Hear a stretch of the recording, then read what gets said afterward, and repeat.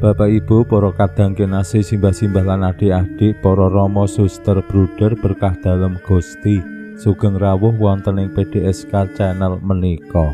Kados pundi kabar panjenengan? Mugi-mugi bagas kasarasan kesehatan kawilujengan tansah mengku kula panjenengan sami anggenipun nglampahi gesang ing dinten menika. Lan mugi-mugi lumantar panglimbang basa Jawi waosan Injil kula panjenengan sansaya saged gayuh iman kapitadosan ingkang leres lan mantep. Langkung-langkung anggenipun kula panjenengan sansaya pitados ing Gusti ingkang dados sumbering kawilujengan ingkang nyunaraken pepadang tumraping gesang kula panjenengan sing kadangkala utawi mbok menawi nggih kerep kalimput ing pepeteng awujud karibetan menapa dene sesanggening gesang. Gusti Yesus rawuh ing alam donya lan sampun kersa sangsara seda sinalip menika pangorbanan dalem ingkang agung supados sedaya titah dalem slamet sega liwet. Dinten menika kula panjenengan mlebet ing Sabtu Suci lan mangkih sonten ing dinten Setu sonten utawi dalu kula panjenengan griyayakake Vigili Paskah utawi tirakatan malam Paskah. Menika dados tirakatan agung tumraping kula panjenengan sami lan bojone Karisti ingkang semuwa. Kados pundi pasaman suci kalian kula panjenengan sami kanthi bungah gembira ngriyayakake Gusti Yesus ingkang wungu mulya, ingkang bingkas sakkathahing memala lan lelara, ingkang sampun ngawonaken pati lan dosa. Kula panjenengan sing pitados sing panjenengane bakal nampa pepadang langgeng ingkang nuntun gesang kula panjenengan lan diri kula panjenengan ing samangkih mlebet wonten ing swarga. Lan sacara mirunggan malam Paskah dados pesta pelindung tumraping channel PDSK pepadang dalem Sang Kristus ingkang saben-saben upacara pepadang langkung-langkung rikala lilin Paskah kaarak mlebet gereja wonten seruan pepadang dalem Sang Kristus. Channel kula menika kula damel nggih kanthi inspirasi ing jaman pandemi. Kula kirang langkung miwiti renungan-renungan basa Jawi. Mugi-mugi channel lan renungan kula estu nggih dados pepadang tumraping gesang kula panjenengan saben dinten kanthi mirengaken menapa ingkang dados sabdo-sabdo dalem Gusti ingkang madangi kula panjenengan sami. Kula nggih ngaturaken wilujeng tirakatan malam Paskah. Mugi-mugi kanthi ing sakmangkih ngriyayakaken tirakatan utawi Vigili Paskah kula panjenengan nggih tansah ngraosaken pepadang dalem Gusti wonten ing gesang kula panjenengan saengga pengajeng-ajeng tumraping masa depan sing sae lampahing gesang ingkang boten kesandung-sandung kesrimpet-srimpet saengga menapa ingkang dados idam-idaman kula panjenengan saged kagayuh kanthi lancar wilujeng. Mugi-mugi Gusti ingkang wungu ingkang nyunaraken katresnan dalem nggih tansah birat sakkathahing pepeteng memala lan lelara saengga kula panjenengan tansah ginanjar wilujeng. Pramila monggo kita pirengaken sabdo dalem Gusti ing dinten menika lan kita wiwiti kanthi sembahyang sawetawis. Konjo ing asma dalem Yang Rama saha Yang Putra tuwin Yang Roh Suci. Amin. Suwawi sami munjuk Gusti Yesus sabdo dalem Yang Rama ingkang sampun manjalma mugi karsa ngandika dhateng kawula wonten ing asepen ing telenging manah kawula kabikao kegiatan lan panglipur ingkang manjing ing sabdo dalem kapenuwana kawula mawira ing kawicaksanan dalem.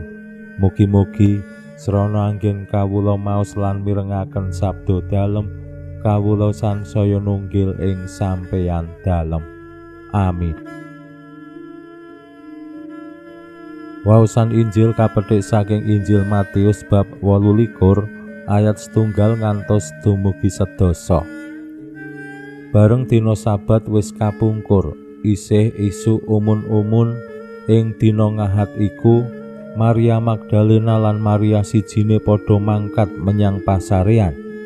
Kacarita nalika samono ana lindhu gegirisi, awit malaikating Allah tedhak saka ing langit nglimpangake watu tutuping pasarean, banjur lenggah ing sak dhuwuring watu mau.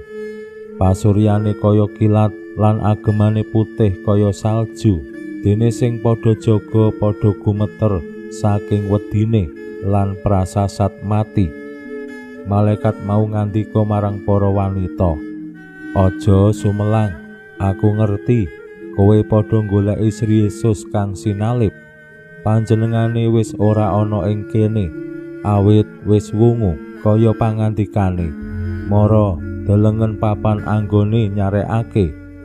Agi mulya, para murid kabarana panjenengane wis wungu saka seda lan ngrumiyini tindak menyang Galilea.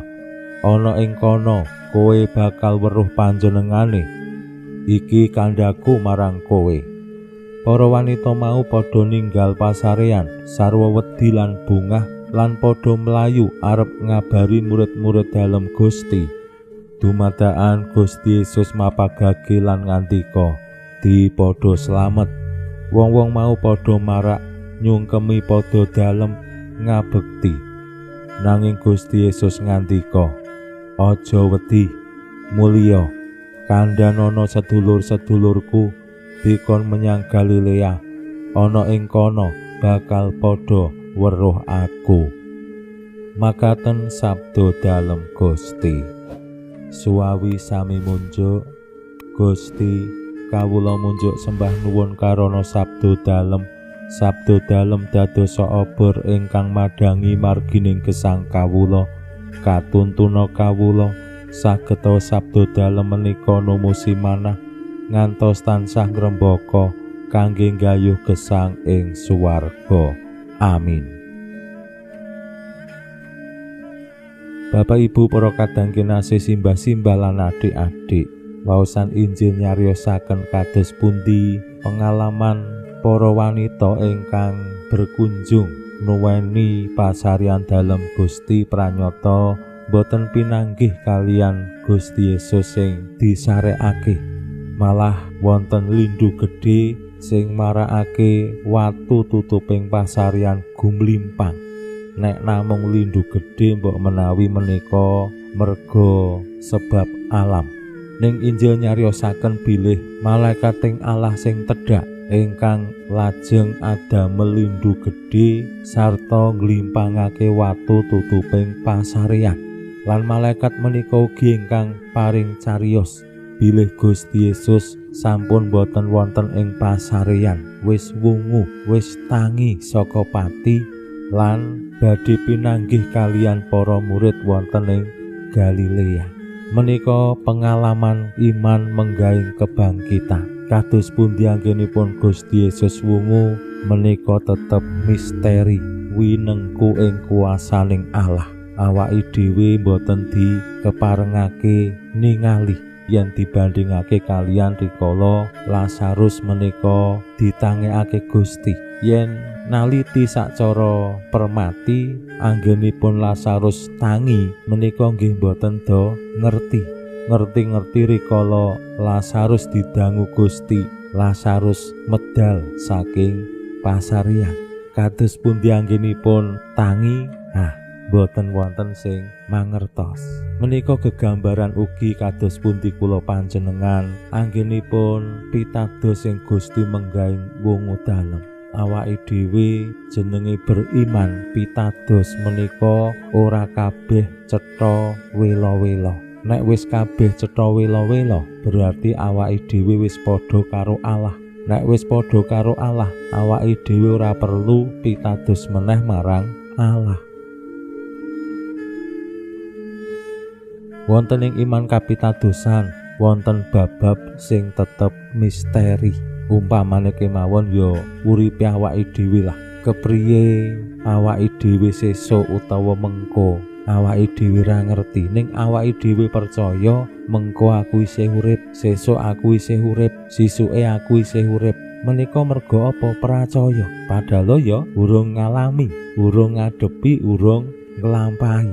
Ning merga percaya, aku yakin. Nah menika kapitadosan. Mila Gusti Yesus ingkang wungu ingkang dipun wartosaken dening para malaikat menika dados tandha anggenipun para murid mirungganipun para wanita ingkang nuweni pasaryan lajeng laporan para rasul sanesipun. Lan ing sakmangke rikala Gusti Yesus manggihi wanita lan para rasul sanesipun menika nggih dados pitedah ingkang sansaya nyantosakaken bilih Gusti menika wungu. Gusti boten dikuasani dening pati ning sampun ngawonaken pati.